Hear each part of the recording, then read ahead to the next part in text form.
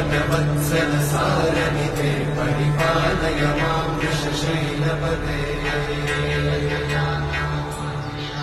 अतिवेलतया तव दुर्विषहैरनुवेलकृतैरपराधशतैः हरितं त्वरितं वृषशैलपते परया कृपया परिपाहि हरे अधिवेङ्कटशैलमुदारमते जनताभिमताधिकदानरता परदेवतया गदितान्निगमयि कमलादयिता न परं कलये कलवेणुरमावशतोपवधूशतकोटिमृतात्स्मरकोटिसमा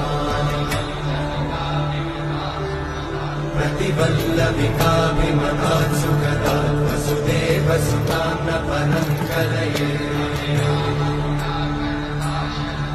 अभिरामगुणाकरता शरदे जगदेक जगोद्धर धीरमते